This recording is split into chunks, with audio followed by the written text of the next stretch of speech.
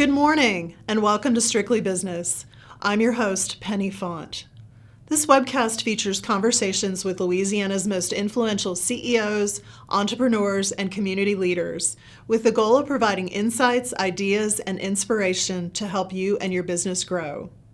Strictly Business is brought to you by the East Baton Rouge Parish Library, Neighbors Federal Credit Union, and Exit Momentum. Without their support, this project would not be possible. Before we begin, here's a brief message from each of our sponsors.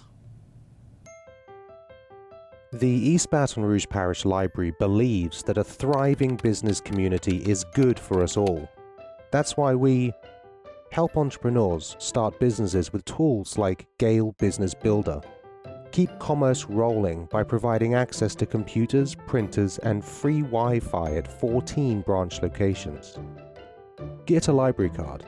Grow your business at ebrpl.com/business. At Neighbors Federal Credit Union, we believe stronger schools build stronger communities. And with the generosity of our members and staff, we're making a difference. We've awarded 54 project grants, totaling over $220,000 for on-campus improvements. We've provided 99 scholarships worth nearly $300,000 to help dreams take flight. And through our mascot checking program, we've donated an additional $560,000 in unencumbered funds to local schools. Neighbors Federal Credit Union. We are neighbors helping neighbors. I'm Cullen Talley, founder of Exit Momentum, a business coaching and strategic planning firm serving growing companies nationwide based here in South Louisiana. Our clients are already successful, but behind the scenes it can feel messy, leaders are too involved in the day-to-day, the team isn't fully aligned, and when honest, execution is inconsistent. We fix that. We build a structure, develop the leaders, and create systems that drive results so you can scale with clarity and momentum. If you're an organization already producing at least several million in revenue and ready to go to the next level with increased profits and team performance, we can help. Thank you all. We want to keep Strictly Business as interactive as possible. So for those joining us live, here's an icebreaker question for you. Submit your vote in the comments and the results will be posted at the end of the webcast. Today, we're diving into Plan Baton Rouge Three, the third major master plan for reimagining our downtown. The first two plans led to more than $3 billion in investment and transformed our civic and cultural landscape. But the next chapter raises new questions and new expectations. Can this plan reshape downtown again? And will it deliver on its promise? We're joined by three people who can help us answer that. Developer Mike Wampold of Wampold Companies joins us as a member of the Plan Baton Rouge Three Steering Committee. Chris Meyer is President and CEO of the Baton Rouge Area Foundation. And Jill Kidder is President and CEO of Visit Baton Rouge. We are grateful to have all three of you with us this morning. Welcome. Thank you. Let's begin by grounding this conversation with you, Chris. What is the overarching vision for Plan Baton Rouge 3? In other words, how do you envision downtown Baton Rouge evolving as a result of this new master plan? And what would a vibrant downtown look like in a few years' time for businesses and residents? Well, good morning to you, Penny, and thanks for having us. Look, I think Baton Rouge should have the most attractive, exciting, and activated downtown along the Mississippi River. This Plan Baton Rouge 3, is really about creating a new front porch for Baton Rouge. And I think that kind of metaphor really describes us well, where we know our neighbors, we come together, we know how to balance work and play. And I think ultimately in this plan, we can triple the number of residents downtown. We can triple the number of concerts and entertainment events, retail and restaurants. I think we can create iconic experiences that bring people back to our region, back to our downtown over and over. So that's really what my hope is for Plan Baton Rouge 3. Sounds amazing. Jill, Plan Baton Rouge 1 in 1998 and 2 in 2009 led to over $3 billion in downtown investment, with more than 80% of their proposals realized.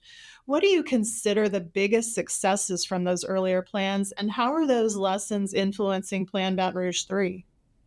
Well, I think that one thing we need to focus on that those two plans did well was the strong collaborative effort. And I think the state was involved, LSU was involved, all of the downtown players were involved, and certainly, you know, Baton Rouge Area Foundation kind of led that in those years as well, and did such an excellent job of bringing us all together and making these projects real.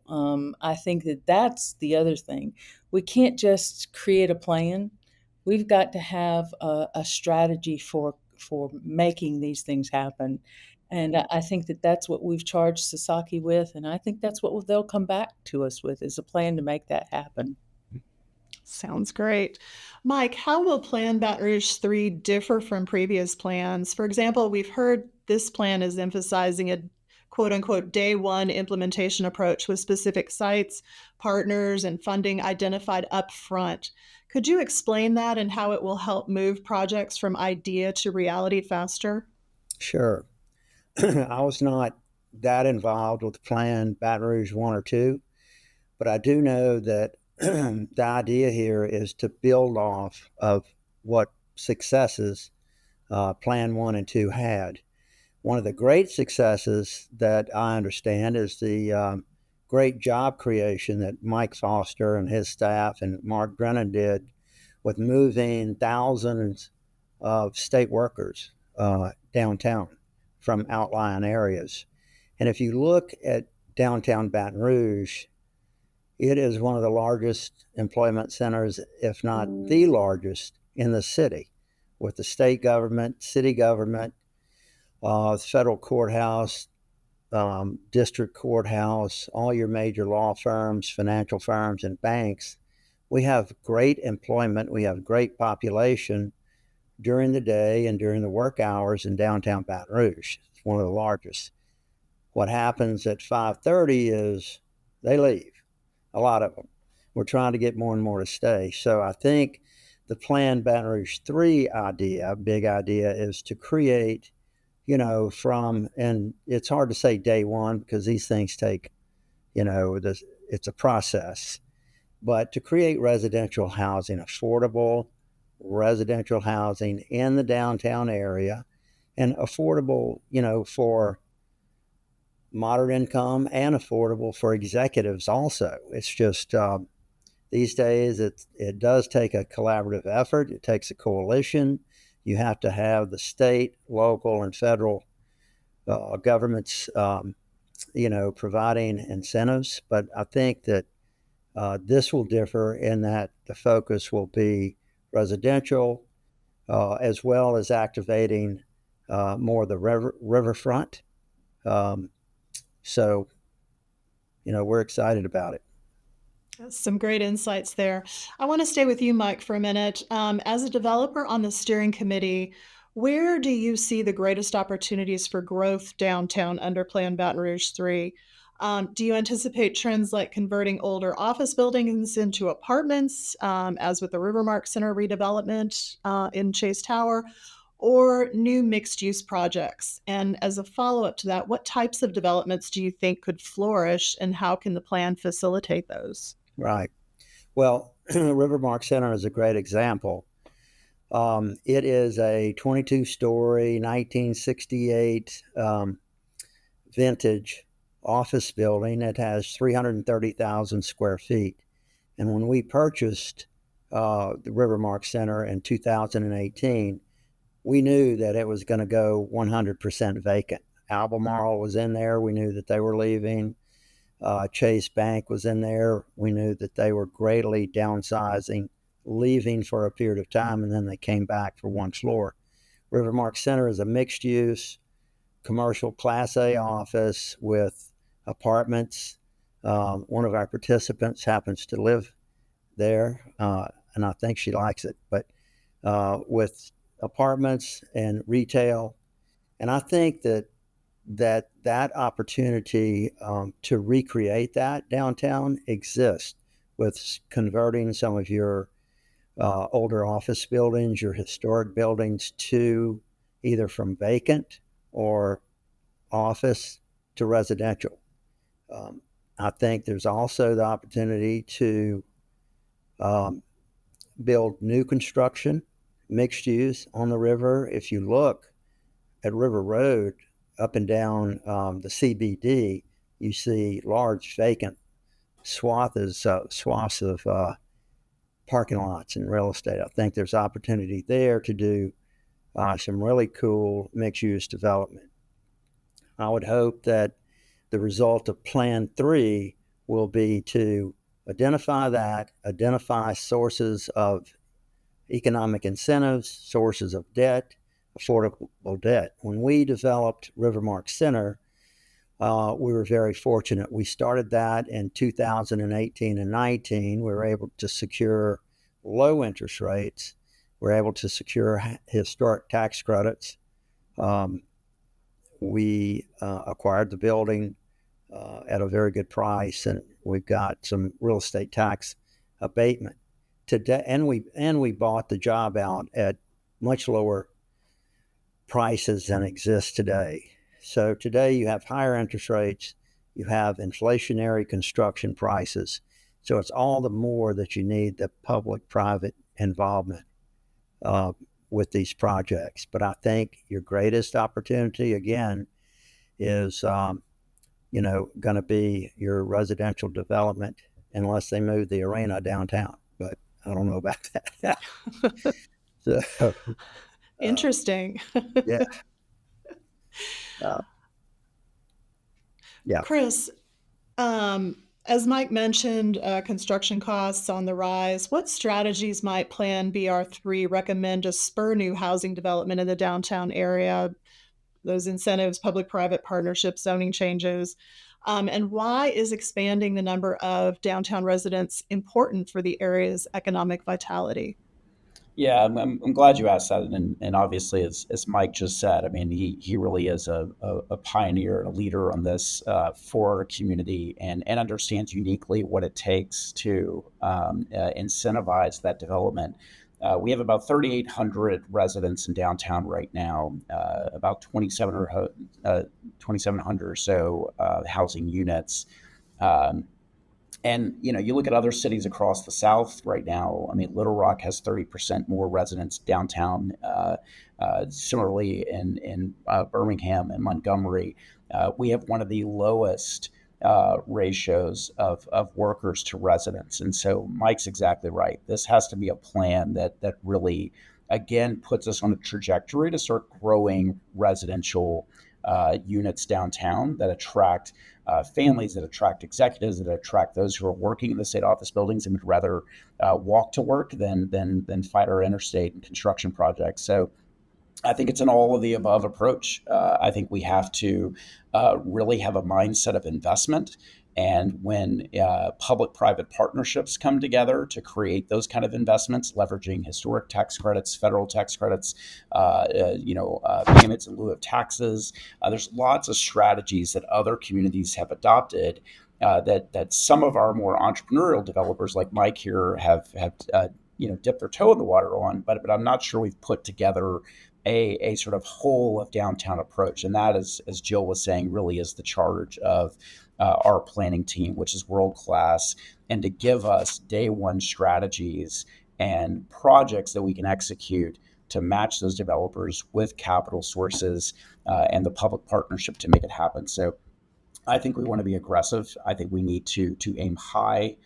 Tripling is probably the minimum number we need of residents downtown, which would then put us on par with other attractive southern cities that we all go and visit, and we love when we're in those downtown areas. And when you have the residents, as you all know, that helps spur the retail, that helps spur the restaurants, the quality of life amenities. And so that's why this plan really is a comprehensive one. Right. And Penny, if I can just add, I am that person Mike was talking about that moved into downtown about 3 years ago, and I don't think I'm going to be able to get my husband out of downtown now. We have a home, but he's ready to sell it. So I don't know. I think that there is a demand, and not only for people like us who are empty nesters, but young professionals who really want to be downtown and work downtown. Absolutely. That's a great point.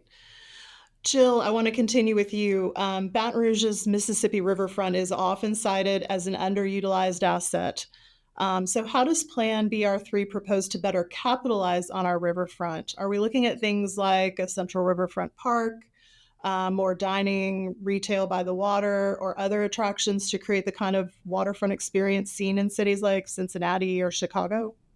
And I could answer that with just one word, yes, all of those. I think that when we met with Sasaki for the first time as a team, we said to them, we know that the Mississippi River is our theater, it's our front porch, it is the thing that people are attracted to, and it's difficult to get them to it. It's difficult to get our residents to it. And so there's some barriers there, and we have charged them with looking at that. How do we overcome these barriers? How do we put more entertainment on the river? Things that are fun for families, and that on a Sunday afternoon they're going to want to come down here and enjoy. Maybe it's even some recreation, like sporting events and those kind of things. It's interpretive trails that maybe we look at some of the park area that's down there that's never been utilized. It's what do we do with hotels and restaurants and ice cream shops? And, someone even suggested a Ferris wheel or carousel. I mean, these are the types of things that we need to hear from our folks here in town about. What do they want on our riverfront? Well, speaking of getting people there, Mike, a recurring challenge is that downtown feels isolated from other parts of the city. Many connecting corridors to places like LSU, Mid City, or Southern University are poorly lit or not pedestrian friendly. So, how do you see the plan addressing connectivity? For instance, are there ideas to improve key corridors, add transit, shuttle links, or enhance bike pedestrian infrastructure so that downtown really is better integrated with the surrounding areas? Yeah, I think so. Historically, one of the issues has been coming from South Baton Rouge to the downtown area and to I-110 is the choke points that they have along the interstate. And I think that we can all see that they're trying to solve those issues right now with the interstate widening. And I think that that will greatly help the approach to downtown. But once you get to I-110, you have downtown is highly accessible with exits at Convention Street, Florida Boulevard, North Street, the Capitol Complex, all leading, the first three leading straight to the riverfront. So I think that, once we can get people past and solve those choke points coming from the south, it's going to be a lot easier. I would call the access to downtown from the interstate pretty easy. I would call the access to downtown from LSU a lot easier. I travel the corridor all the time. I use Nicholson, but I use River Road. The only light on River Road between the vet school and downtown River Road is at the water campus. And that's usually green unless somebody's crossing there. It takes me 5 minutes to get from either Gurrier or the vet school to get to downtown. One thing that needs to happen there is St. Philip, which is one way, and St. Philip is right there at the River Center.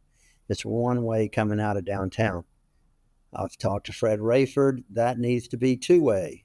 So you come along and you take a left on St. Philip, and boom, you're right there at the River Center. That access is very easy.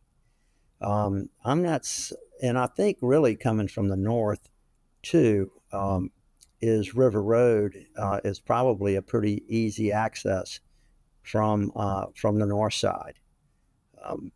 And certainly the interstate is too. So to me, the access, and I go there from South Baton Rouge multiple times a day, and other than the little choke point that they're trying to correct, I find it very accessible. Jill, I want to go back to tourism. What key improvements does Baton Rouge need downtown to become a more attractive destination for visitors? Beyond the convention center project, are there plans for new entertainment districts, cultural attractions, or events that could draw tourists and enrich the visitor experience? We've certainly talked about all of those, Penny, and I think that growing the retail downtown, growing the restaurants that downtown, creating a signature festival, an event that really is something that is known throughout the region, and I'm talking about the southeast region of the country, and even nationally, is something that I know Chris and I have talked a lot about. I think some of those things are critical, and Sasaki is working on all of those. And I'm really glad to see that they are focused on the visitor too, because yeah, we often hear in our industry, when you build a place that people want to visit, you're going to build a place where people want to live, and and vice versa. So I think that we've got to look at all of our markets, and certain retail, cultural districts, entertainment districts. All of these things are things we are going to be focusing on in this plan. Awesome. I want to continue with you. One more question for you, Jill. One major initiative in the works, obviously, is to reposition the Raising Cane's River Center to focus on conventions and add the adjacent headquarter hotel. Baton Rouge, from what I understand, is currently one of the largest U.S. cities without a full-fledged dedicated convention center venue.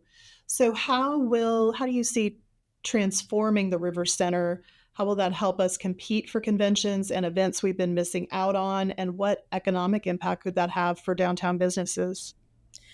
It'll be huge, and I think we've seen the results of that with bowling, the U.S. Bowling Championship that's been in town over these last 6 months. Our restaurants have just been so happy. Our attractions are over the moon with the numbers that they're showing for the first 6 months of the year, and so I think that in itself will tell you, if we can fill that center, and I think we can. I think that it will have an economic impact on our community that will be far reaching. I do believe that it's going to take doing the River Center and the headquarter hotel and the downtown plan all in concert, because you can't do one without the other. And those things have to be done together to really create that place where people are attracted to. You did say that we were one of the only cities of our size without a headquarter hotel and a revitalized convention center. We haven't touched that center in 20 years. And that's when we added the exhibit hall. And the other parts haven't been touched in more than 30, probably. So I mean, it is in desperate need of upgrades and repairs. They're putting patches on things, but we just can't keep doing that. And yes, even Shreveport has a headquarter hotel attached to their center. I mean, we are the capital city. We deserve this. And we did a study some time ago, and of the 15 cities that they studied in similar size and across the southeast, we were one of only 3 cities that did not have a headquarter hotel and had not planned to upgrade their facility. So yes, I think it's proven. There are numerous cities who are doing this across the country, and we need to not just match them, but we need to leapfrog what they're doing. And I think that this is hopefully the plan that we're going to come out of this with. Mike, your thoughts on this? Yeah, I agree with Jill 100%. I think that a conference center hotel in downtown Baton Rouge would be transformative. I think the River Center, as it sits right now, is reaching functional obsolescence. For whatever function it's holding there. I think that there needs to be improvement, if not total redevelopment of that facility. And I think it's a great idea for it to be a conference center, um, and have a conference center hotel. In the meantime, we're glad for Watermark to serve as the hotel for the River Center. So Absolutely. we're all on board for that. Yeah. Chris, anything to add? Well, I'd say, and we looked at this very intentionally about 18 months ago before we got to this plan. A collection of civic partners and others got together to look at the competitiveness of the convention center, those kind of entertainment and hosting assets. And the reality is, we're missing in our market a major arena. We're missing in our market a quality mid-size concert venue.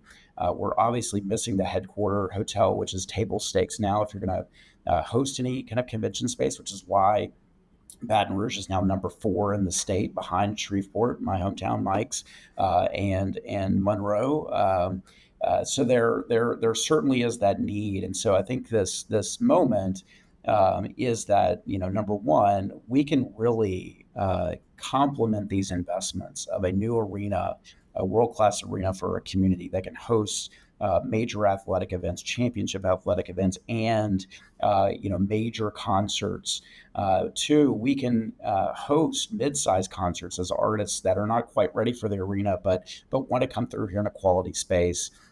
We also know that building a headquarter hotel raises all boats. That in this same study, it showed us that all the other markets around the country that have added and invested in these headquarter hotels, guess what happens? It drives up the average daily rates in the hotels, both in the sort of downtown area, but also the tertiary hotels throughout our community, because now we have more people demanding to come to these higher quality venues. So again, if we invest, we believe that everyone can grow together. And that's what this plan is, really connecting those dots to take into account the different plans that may be happening at LSU, Memorial Park, et cetera, and how we invest together. I want to shift the conversation just a little bit and continue with you, Chris. How would you explain the importance of a thriving downtown to the broader business community and economy of Baton Rouge? You kind of touched on that a little bit in the previous response. For example, do you see a vibrant downtown also helping attract talent, retain young professionals, draw new companies, or otherwise boost the region's competitiveness? Yeah, I mean, it is absolutely essential. There is no thriving community in the country that doesn't have a thriving downtown. They go hand in hand, and you can't get there without investment in it. And so, as we invest in downtown, it's not just for the people who work and live downtown. This is the capital region's downtown. Frankly, it is where the state comes to do business. We have our flagship universities, we have our capital. So we need to have a downtown that reflects that of all of Louisiana, which is why we are so compelled at this moment, working together as partners, as a community, to invest in this plan. Um, and I think what gives me a lot of confidence is, Plan Baton Rouge 1 and 2. That was intentional planning. That was focused partnerships, and most importantly, it was dedicated execution of the plan. And we have the evidence to show that when we got together and made these big ideas, we were able to complete them. Now it's just time to do the next one, because with investment, you don't just do it one time and walk away. You have to continually invest, and this plan really puts a great emphasis on the riverfront, on the residents, and on bringing kind of new entertainment assets downtown. So I think all those things, Jill said it so well. I mean, when we invest in the kind of spaces that visitors want to go to when they're in our town, it also works the other way. It works really well for our residents in keeping them and then attracting others to ultimately move to our city. Speaking of that investment, previous downtown plans have succeeded through strong public-private partnerships, leveraging about 500 million in public investment to attract 3+ billion in private funding over 2 decades. Mike, how do you see Plan Baton Rouge Three continue to engage the private sector? And along with that, what role do you see for local businesses, investors, and developers in bringing the new plan's projects to life? And then finally, how are you involving them from the outset? Yeah, Penny. Actually, right now, Plan Baton Rouge 3 is engaging the business community. Right now, I mean, the business community helped pay for the study that's going on right now, and will continue to be involved. It takes a coalition. The business community is not going to be able to do this alone. It's going to take cooperation from the nonprofits, from BRATH, from Visit Baton Rouge, from the Chamber, from DDD, from the state, the feds, and local incentives. You know, Baton Rouge is, uh, it's not Nashville or Austin, okay? And the market rates that we command here for apartments, hotels, um, and commercial office are really not those rates that you see in those other markets. So therefore, in order to bring product to the market that's similar to the Austins and the Nashvilles, the business community, needs the help of the local government, and they have shown that they will be a great partner. The Renaissance Hotel, with its TIF, with its restoration tax abatement, and a few other incentives, is a good example, as well as the Watermark and the Rivermark. The city of Baton Rouge has been great and a great partner, and so has the state. And that's what it's going to take going forward. But I think that the business community, alongside of BRATH and Visit Baton Rouge, can be a catalyst to make that happen, where it starts with the business community and they have to go out and secure those incentives.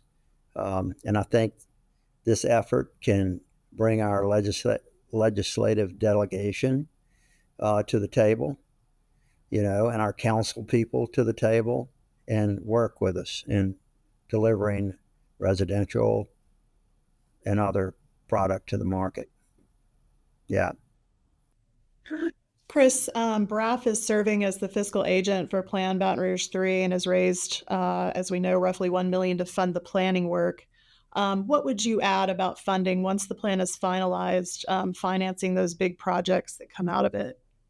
Yeah, well, at first, I want to just extend my gratitude to the individuals, the businesses, community partners that all invested in this plan. I mean, it truly is a coalition's plan, a community plan, and that kind of participation is necessary for the much bigger investment that's to come. And Mike hit it on, the nail on the head here. This is a plan where out of it we will have at least 5 specific projects, catalytic investments, including what we're talking about earlier at the River Center, that will have very focused plans, clear partners, clear funding strategies that combine public and private investments, so we can go and execute those plans. And we believe from that kind of investment, just like we saw in Plan Baton Rouge 1, when the original vision of Governor Foster and others to really bring the consolidation of the state office buildings, that spurred 3, 4, 5x investment across our downtown, because then it attracts the businesses, it attracts residences. So we want to make sure this plan is not a one-off of just 5 projects, but that these same types of tools, especially with the creative financing tools, the public-private partnership tools used in dozens and dozens of other communities across the United States, how we use those and empower other developers and investors to make that kind of same impact in our downtown. Lots of good information there. Thank you both. Jill, I'm going to shift a little bit more again. So, perceptions of downtown safety and cleanliness continue to affect how people use the area, especially after hours, as we know. Does Plan Baton Rouge 3 address these quality of life issues? For instance, are there proposals that are under consideration for better lighting, security police presence, or programming that keeps downtown active and welcoming in the evenings? Yeah, yes, Penny, I can say yes to that question, definitely. In fact, I want to start with the fact that our mayor is now fully focused on safety and blight and all of the homeless issues, those things, and we want to say thank you for that focus, and to the DDD who is now working on with energy in the city on replacing lighting currently. So I think that those are things that are going to be key. But to the visitor, it is definitely something that we have to continue to focus on. And animating our downtown, activating our downtown, having a plan for, busking and the things that are just make this feel like a good place to be. And, I think if you've noticed, and I'll go back to our bowlers who have been here and just all over our city and especially our downtown, you they don't they haven't had a problem with safety. They don't feel that they feel safe here, I guess is what I'm trying to say. And we're glad that they had such a wonderful experience and that they're talking about it.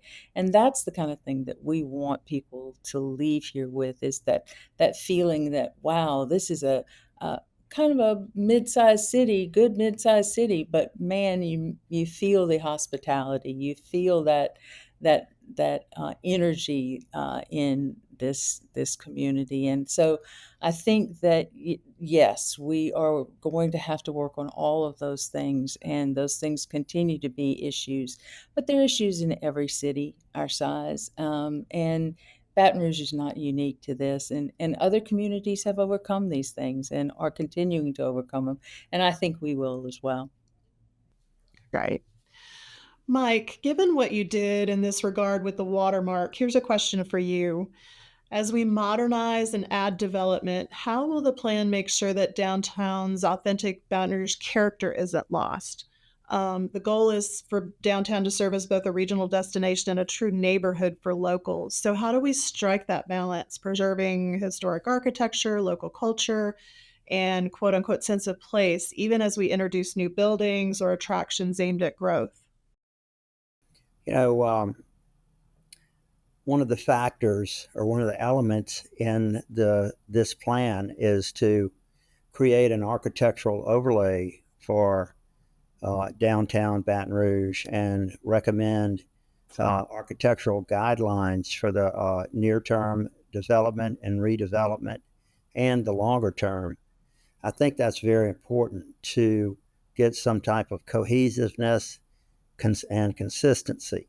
Some of it downtown you want to preserve, some of it you may not. It's but we do have some beautiful historic buildings downtown, and there are state and federal programs that encourage developers to preserve those characteristics of the building. The historic tax credits are great incentives between state and federal. You can get up to 45% of your qualified cost rebated, in tax credits. So that's quite an incentive. Um, People love history. People love the restored historic buildings. People love the watermark. Love coming in there, seeing what it was in 1942. Well, it was built in 1925, so we're having the 100-year anniversary celebration in the third quarter of or starting October, for a month-long celebration. So I want to invite Baton Rouge to the Watermark 100-year anniversary. But First drink on Mike. huh? Said first drink on Mike.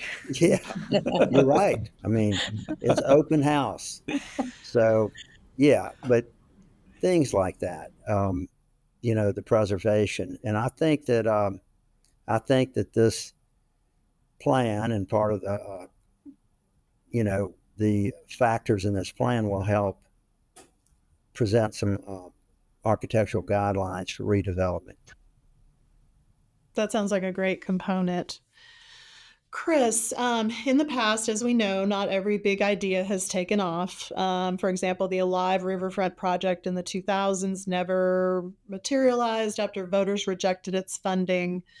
What have we learned as a community from those types of experiences, and how will Plan Baton Rouge 3 approach ambitious projects like riverfront development or others differently to avoid those pitfalls and secure the public support needed to succeed this time around?